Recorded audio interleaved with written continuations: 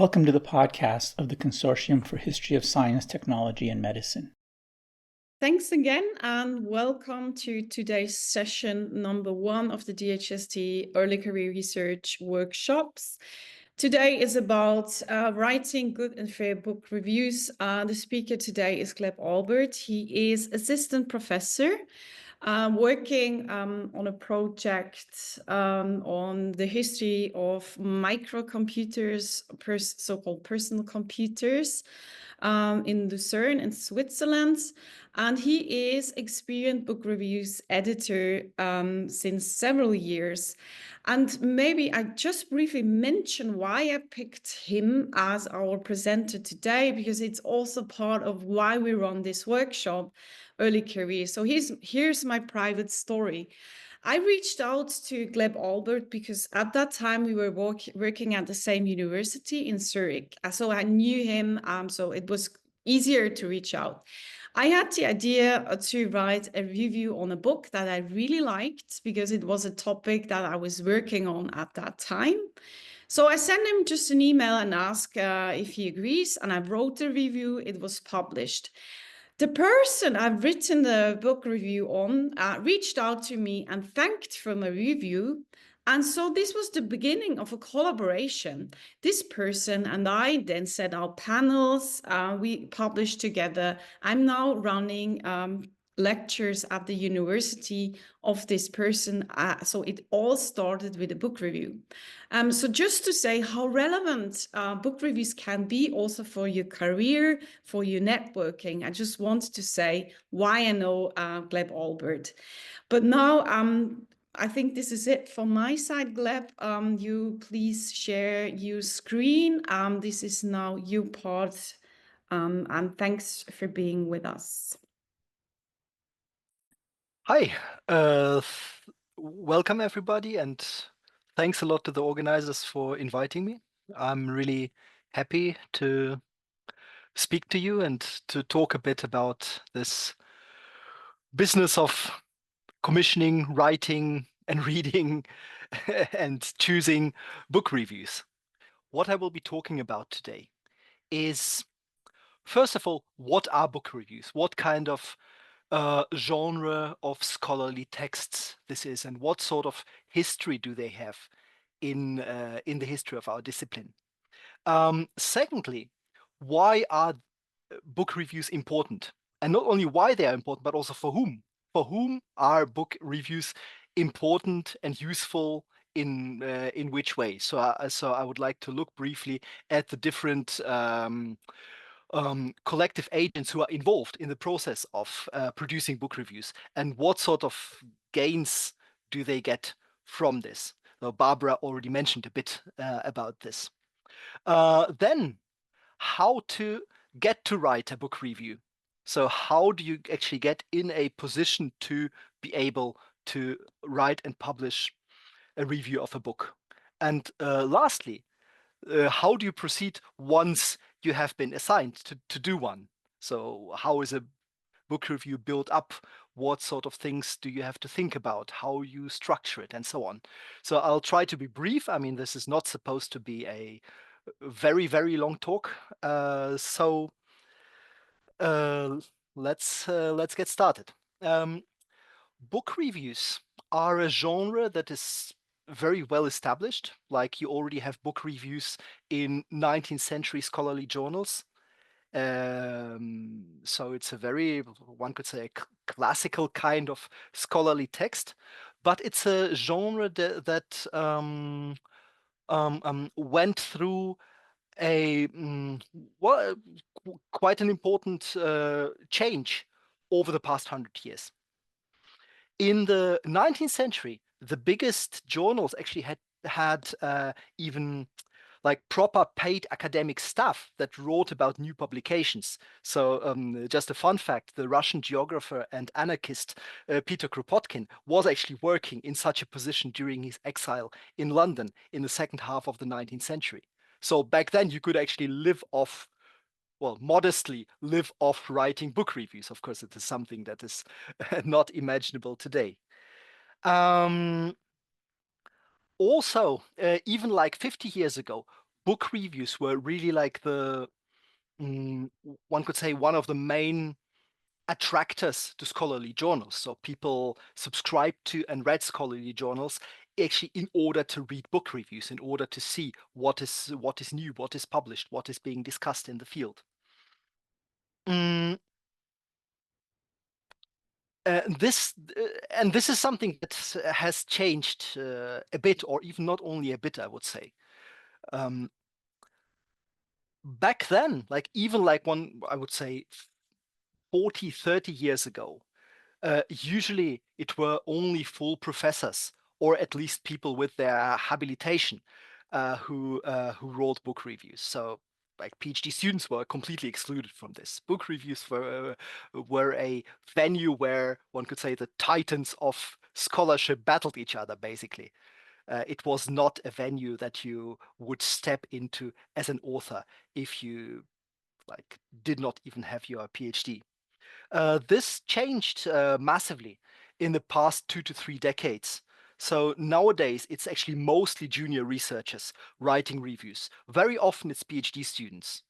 This has different reasons, of course. Like nowadays, full professors are so much occupied with administrative matters, writing application for third-party funding, etc., etc. So they kind of like push off this responsibility to their junior colleagues, or even their like junior subordinates. Um, and this, of course, like it has a chance, but it also has a risk. It has an advantage, but it also has a disadvantage.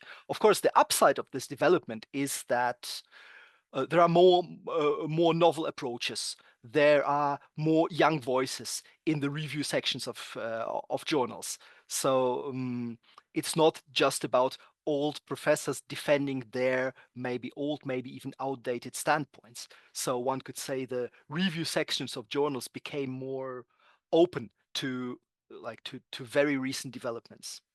The downside of this development, however, is that book review authors are potentially afraid to criticize new publications too harshly. So we have now this phenomenon of overwhelmingly positive reviews, which of course has to do with maybe a better and more inclusive and like less combative discussion culture, but it also has to do with authors being afraid to like junior scholars being afraid to criticize senior scholars, because of course in their academic career they might be dependent on that one particular book author that they at some point criticized, maybe. So it's a good development and it's a problematic development at the same time. But I mean, this is a development. This is how this particular area of scholarly publishing is and has been for the past couple of decades. So this is something we have to work with. And like, how do review editors cope with this potential risk, of like junior academics criticizing senior academics, and then, there might be some hierarchical problems out of this. So as book review editors, we always at least try to establish a sort of like hierarchical equivalence when we choose a book to be reviewed and we choose a book reviewer. So usually like I would not necessarily assign a magnus opus from a like super prominent old professor to a fresh PhD student. Not because the PhD student is not able to grasp the nature of the work. This is not what I believe, but of course it might be problematic in terms of hierarchies. And also, of course, the other way around. It can also be very problematic to just put an old professor in charge to review a freshly published monograph that came out of a PhD thesis. So yeah, these are the hierarchical things we have to think about as book review editors when we assign book reviews. So I already mentioned like a couple of protagonists involved in the review process. And this is the part of my presentation where I would like to do it a bit more systematically. So who is actually involved in this process of commissioning, assigning, writing, and publishing book reviews, and why do they do this? Like, what are the advantages for those collective agents to do this, to get involved in this process? So first of all, the book authors. Why do book authors embrace their books being reviewed? I mean, I cannot imagine anyone who's publishing in academia who would not like to have their publications reviewed. Like, maybe there are such people, but I never encountered them, and I can't really imagine that like that these people exist, to be honest. Because of course, for a book author, a review first of all means attention for your book, and especially in a field that is big and that is also very, like, you know, where the sub-strands of the field are maybe small and isolated, and then all of a sudden you get exposure on a bigger level, yeah, in a journal that covers more than just your like sub area of expertise. Of course, this is very welcome for all book authors. Another advantage that book authors gain from their books reviewed is, of course, gaining useful criticism for future research. Very often book reviews have some very good points that you can incorporate, either if you continue working on this topic, or if you plan a second edition of the book. Then of course maybe you can incorporate some of the criticism in the second edition. Another group of agents that are involved in this process are, of course, the book publishers. So there it's pretty obvious. Of course, it's about publicity for their products. It's about sales figures. In fact, libraries often use reviews as acquisition guides. So librarians actually read the review sections of particular journals, or reviews on online review portals, such as, for example, H-SOZ-KULT, which I'm working for as a review editor. And then they simply use it to, well, to order books for the libraries. And this is, of course, an important factor for the book publishers that makes them sending out review copies for free. Well, then maybe the most important and most collective agent that's most relevant for you are, of course, the reviewers themselves, those who write the book reviews. So why are they doing this? Why should they be doing this? I mean, Barbara in her introduction already pointed out one particular advantage: you get in touch with people, you get in touch maybe with the author of the book that you reviewed, and there may be some fertile collaboration coming out of this. Of course, it's also a chance to participate in academic debates. It's a chance also to establish yourself as an expert in a particular field. And it's very often it's a starting point. If you start working on a new topic, well, of course, obviously you read new publications in the field, and then it's just a logical next step that you maybe would like to review a very recent publication in the field. And by publishing about this, then like you have already connected your name with this particular topic, which is good. And of course, last but not least, it's also about getting books for free. Of course, this should not be the main motivation to write reviews, but it's a nice extra. Unfortunately, more and more publishers are switching from sending out paper copies to sending out digital copies, or even, and this is like really the worst case, the worst practice case, there are some publishers who let reviewers read the books online. So you have to log into some kind of portal, and then you are allowed to read the book online. You can't even download it. This is a very bad development, of course. And as review editors, we are always trying to fight back. We are always trying to get publishers to send out paper copies, or at least PDFs. And in most cases, it works still, but this is a very recent development of, let's say, the past 5 years or so. So we'll see how this like kind of cold war between book publishers, especially the major book publishers, and review editors will work out. This is still an ongoing development. Another collective agent are, of course, the journals or the review platforms. So what are their goals by getting themselves involved in this process? So it's of course about initiating debates. And as a review editor, you kind of like have the power to initiate debates. Like it's and this is actually a really nice part of this job where you can consciously connect a new publication to a very particular reviewer. So and of course, this choice can produce some very interesting results.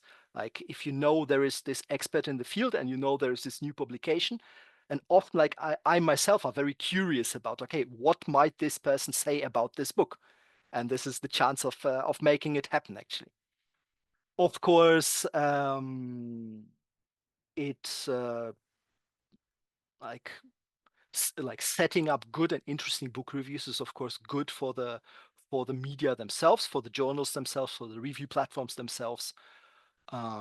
If journals have a really well kept and like properly maintained and properly edited review section, then of course it adds to the renommee of the journal, one could say. Well, of course, another important important part of this process is the readership.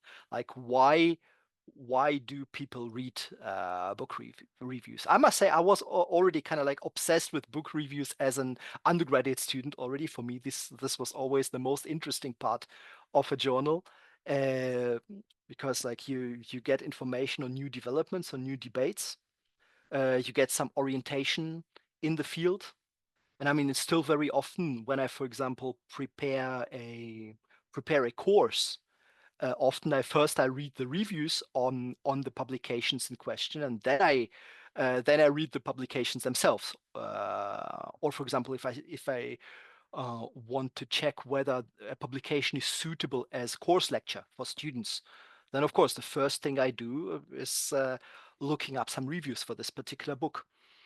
Mm, and of course, it's also sort of a buying guide because sometimes you simply want to own a book. You don't just want to have it in the university library. You would like to have it as a reference at home. And then, of course, book reviews are very useful. And as I said, librarians are actually using reviews as buying guides, as acquisition guides for their libraries. Of course, last but not least, the scholarly field as such. For the scholarly field, book reviews are a sort of a formalized curated channel of debate and communication. So it's like somewhere in between like formalized areas of scholarly communication, like journal articles, which are of course not as let's say not as quick to react to each other, because usually getting an article published is a much longer process than getting a book review published. But it's also like more formalized, of course, and more like quality-wise, it's higher because it's curated if you compare it to, for example, scholarly email mailing lists. So book reviews are somewhere in between. Uh,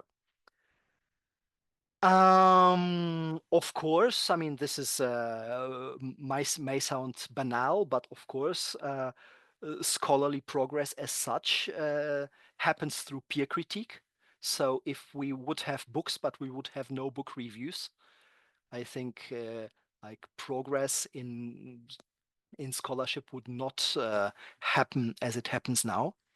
Like a critical voices on new publications are absolutely crucial for the field as such to develop. And of course, book reviews can connect different strands of debate and also different subdisciplines. I will say a few words about this in a second. So these are like the reasons why people are involved in this process and why you maybe should get involved in this process. But how to to get involved in this process? How to get to write a book review? The problem is that the majority of journals do not encourage proactive approaching. Like if you have an idea to write a review, um, many journal editors like either do not respond or react rather in a distanced way. this has its reasons, and actually quite valid and serious reasons, because of course such proactive applications can be malicious, like either an academic who wants to promote their friends. Yeah, like of course there have been cases like this where a group of academics tries to promote each other through reviewing each other's books. It doesn't happen very often, also actually because review editors keep an eye on this, but it can happen, it does happen. Or if someone wants to launch a sort of campaign against someone else in the field. So this is why we as review editors are very careful about, like, people approaching us with ideas for book reviews. The problem with this is, of course, that it may seem hard to get into this circle of people who actually review books. But well, it's not as hard as it seems, because first of all, you actually can approach journal editors with review suggestions. Some are open for this, such as, for example, H-SOZ-KULT, the portal I work for, and for which Barbara wrote her review. Like when she approached me, it was like, yeah, okay, I just checked, okay, who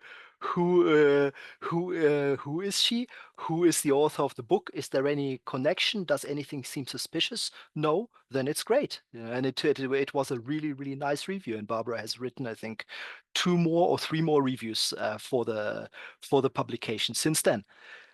So you actually can approach review editors. And I mean, you have nothing to lose. You have absolutely nothing to lose by doing so. The worst thing that can happen is that the review editor writes back, sorry, we don't accept proactive applications to write book reviews. Some journals, however, actively seek reviewers or even publish lists of books that are available for review. There are not many journals that are doing this, but there are. And I think it's great that some journals are doing this, because this is actually how I got to write my very first review. Like I saw that they are looking for reviews, and I just wrote to them. To be honest, I'm not very, very firm in the field of the history of science, because like I work like more in the history of technology than in the history of science. But one very prominent example from another field where I'm active in, and this is like Soviet and East European history, is the journal Ab Imperio. It's about like Russian and Eurasian imperial history and colonial history. And they, like, for years, they have been actively seeking out for reviewers. And this is actually where I published my very first review as a first-year PhD student. In any case, or like maybe you will get approached to write a book review. This is actually how book review editors prefer to work. Like they see a book and then they look for some appropriate candidate to review it. So it also can happen that you simply will be approached by a review editor asking you whether you would like to review this or that particular book. In any case, no matter like whether you approach book editors proactively, or you respond to a call for reviewers, or you get approached by a book editor, always like choose wisely what sort of request you accept and what sort of request you probably better decline. Like pick books that you really have enough expertise to write about, and that do not completely overwhelm you in their reach, and very importantly, of course, in their volume as well. So, and often enough, it happens that you accept a book review and then you think, oh my God, why did I put this voluntarily on my shoulders to review this 1,200 pages tome? So it's not like you have to accept every request for a book review. So really choose wisely what you accept. However, if you manage to being assigned to write a review, what now? So how do you proceed? Now you are assigned to do this book review. The book has been sent to you. What to do now? And I mean, really, the rule number 1 and this is something I have like time and again point out to review authors, is try to understand the goal of the book. Do not judge it straight away because it does not fit your conception of the topic, but try to identify first what the book actually sets out to do. And then you can ask yourself, does this book actually manage to fulfill its own promises? Does it actually manage to do what it claims to do? Does it really fulfill its own promise? I mean, this is really like a good and proper starting point if you like want to critically reflect on a book, because often enough we see book reviewers who approach a book with their own preconception of how this topic should be addressed. And I mean, often enough, it's very valid and very proper to criticize a concept of a book as well. But first, you have not only to understand, but also to lay open to your readers what the concept of the book actually is. Because often enough, you read reviews, particularly by senior academics, who just like start right away, like bashing away the book they write about, but without the reader actually getting to know, like what does this book actually want to say? Like what are the premises, the theoretical, the methodological premises of the author of the book? I mean, in some cases, and these are also like cases that don't happen very often, but sometimes, if the book you get is maybe so bad, plus so irrelevant, that it's simply not worth wasting your time and energy, then just communicate to the review editors that you would prefer not to write this review and send the review copy back. Because sometimes there are really bad publications, but it's as maybe they were published in like rather peripheral publishing houses, or like they will not get much attention anyway. And if you think that this book is not worth getting more attention because it is so bad, then maybe better decide not to review it, instead of like, spending your energy and your anger maybe on a book that will pass unnoticed anyway. But as I said, these are really rare cases. I mean, it never happened to me as a review author, and it happened only a couple of times to me as a review editor, where reviewers just said, okay, this book is so below standard that I would rather not review it at all. As for the practical ways, how do you approach this, is of course, make a lot of notes while reading. Both about the book and very important with page numbers for later reference, because when you actually write down the review and you want to point to several, to particular points in the book, then you should have the page numbers ready, because you have to put them in the text actually. But also, you can already make notes while reading about the narrative structure of your future review. Like already while reading, you can already think about how will I build up this text, and which aspects I will like particularly point out in the review. So what does a book review consist of? Like the formalities always very strongly depend on the journal or the portal for which you are writing this review. So some allow footnotes, some allow no footnotes. The length, of course, varies. But in terms of content, it's basically, there are some universal elements that you have in a review. And these elements are, and I must say, not necessarily in this order, apart from, of course, the introduction should be at the beginning.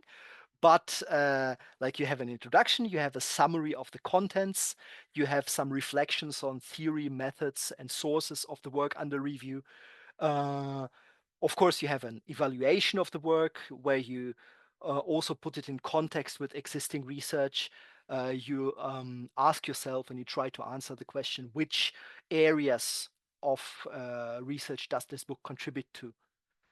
And Of course, another part is a sort of outlook where you try to outline possible future paths of research that the work under review might point to, or maybe the book already uh,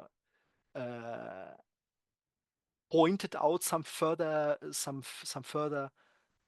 paths of research, but did not really pursue it itself. So you can also reflect in the review on, okay, how this kind of research could have gone further, or how should future historians proceed with the help of this book, like based on this book. So these are like I would say, the 5 core elements when it comes to content of a review. But as I said, this is not necessarily the order in which you are doing this. So you can also, well, experiment with you know how you put these elements in a convincing uh, structure. And this is also an important point. The narrative structure of a review is also very important. A review is not simply a technical text where you just tick off some boxes, but a review, at least in the humanities, should also be something that people actually like to read, that people enjoy to read. And there are some academics I know who are really good at this, who are even managed to insert even some personal stories into a book review without it seeming out of place. So try to find an engaging structure that makes your review more than just a summary of the book. And this is particularly important when you review edited volumes, because I would say, like, bad reviews in this regard, they just summarize one chapter after another. Where as a reader, in the end, you have the impression that you just read a sort of extended version of the table of contents. While good reviews of edited volumes should try to identify different themes within the chapters and then structure their narratives around them, referring to the single chapters as they go. So they just don't just deal with it from chapter to chapter, but you can say, okay, this edited volume it has like 3 common themes that go through all the chapters. One is, I don't know, childhood, one is gender, and one is, I don't know, technology. And then you have a narrative structure where you have these 3 fields, and then you can always like refer to the single chapters of the edited volume to illustrate your point. What is also important for uh, the content of your review is that you try to identify broader fields to which the book contributes to, or actually fails to contribute, because this will make your review relevant for a broader academic audience who are perhaps not interested in the particular topic of the book, but will, thanks to you, be alerted to the fact that the book might be relevant for their field as well. Let's say, for example, a monograph about a particular village in Germany under Nazi rule. Yeah, just as an example. The review should not just be about how well crafted this book and its story is, but also about, does it contribute to the social history of Nazi Germany? What's its contribution to agrarian history? Or does it contribute to agrarian history, being that a book about the countryside? Does it offer anything that might be of help for a comparative study of other 20th century dictatorships? These are like questions that really would belong into your book review, because it really opens up your text. It makes both the publication and your review more relevant to a broader academic audience. And another very important thing is the last sentences of a review, the last paragraph. I would actually say it's the most important. It's the most important part of this text, because they kind of summarize your whole opinion on the book. So they do not necessarily have to have like a direct judgment, like they do not necessarily have to recommend or not recommend a book, but they kind of set the whole tone. And if you have a quick reader who just, well, would like to grasp very quickly whether this book is worth dealing with or not, then they will probably actually look at the last paragraph. So this is part of a review that really needs to be well crafted. Sometimes I'm confronted as a book reviewer with very positive reviews, but where the last sentence kind of like breaks this whole impression. Then you have a glowing positive review of a book, and then the last sentence deals with some typos in the book. And of course, this creates a completely wrong impression, both of the book and also of your own opinion. Or the other way around, a thoroughly critical take on the book with a surprisingly positive judgment in the end. This is also a bit strange. How can you thoroughly criticize a book and then in the end of a review write, this is a book that I would recommend to every academic reader? This would be a bit strange, but there are examples of this as well that I have encountered. Another important point, and this concerns the phase in this process where your book review hopefully is published then, but this is something that you already have to think about when you write it. Like with big exposure comes great responsibility, one could say. The more prominent the review medium is for which you write the review, the more exposure your review will of course get. And the more responsibility you have to make your review really thorough and your critique really not sloppy, but really well founded. Because a sloppy critique in a prominent review medium can have actually devastating effects on not only the book author's mood. Of course, no one is happy to read a negative review about one's own publication, but sometimes it just has to be. But it also can, of course, have impact on the book author's career. This does not mean that you are never allowed to write a critical review. Of course not. Of course, you have to be thoroughly critical, but this critique has to be well crafted and also transparent for the reader. And of course, this goes without saying.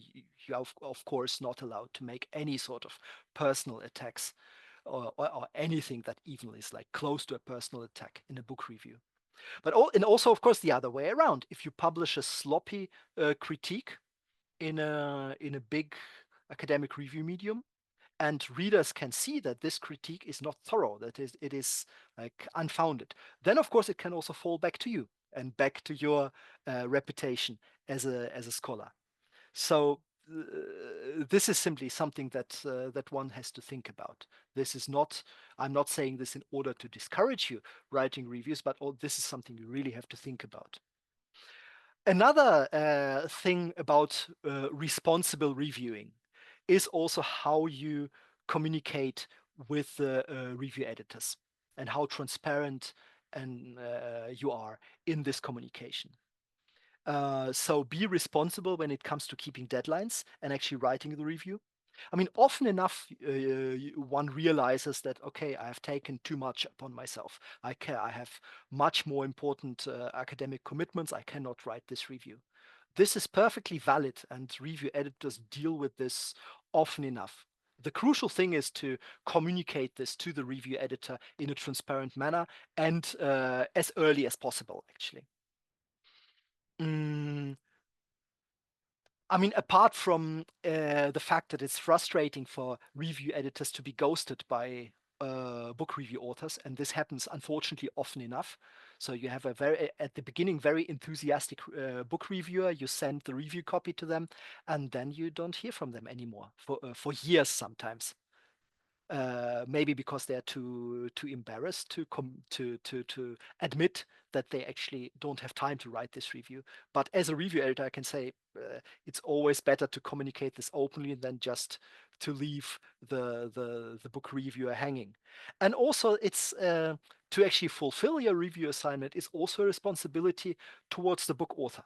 Because the thing is, publishers normally only send one copy per journal. Especially if it's about like really expensive academic books, publishers can usually not be convinced to send a second review copy just because the first one, I don't know, got lost by a non-responding book reviewer. So in the end, if you do not write the review and you do not communicate this to the review editor and you do not send your review copy back so that it can be reassigned to someone different, then it results in this book simply not being reviewed. Which is, of course, a pity for every book author. So, like on this maybe a bit harsh and critical notes, actually, I could actually end on this, but just a few words to encourage you actually to get into this process of writing book reviews. That it's actually a very, as Barbara already told in her introduction, this is a very fulfilling process. This is really something where you get to deal with a book that that's probably very important for you, that you like very much, or that's important for the field, but you see some weak points in it, and then you get the chance to point them out. It's also a great way to get in touch with others in the field. It's also a chance now that like as I described in the beginning, the shift from senior to junior academics as book review authors. This is actually a chance to maybe to put your first footprint into the field you're working on with an own text. So I think the upsides are definitely like they outweigh the downsides, and it's not that hard. It's a fun process at times, and I can only encourage you to try this basically. So if you try this, good luck. My presentation is finished. Thank you very much for listening, and afterwards I'll be open to discuss your questions and comments with you. Yeah, thanks so much, Gleb, for this very brief, but very also at the same time deep introduction into the process of book reviewing. I think one thing that is also important to mention is a practicing of writing as well, because it's in itself it's a publication that is also recognized in the scholarly field. So I also encourage people to do that because of that. And also, I think not to forget, especially if you are at the PhD level, be more proactive, because you are not yet known, because you have not this like famous big book on the shelves of everyone. So people just don't know you. Book review editors just don't know you. You have to make yourself known. So be proactive, even if the offer is not accepted. But in general, people are happy to be approached, because it's more difficult to find reviewers than the other way around. This has been a podcast from the Consortium for History of Science, Technology, and Medicine. For more information on this topic, as well as other podcasts, working groups, fellowships, and resources for learning, research, and teaching, please visit www.chstm.org.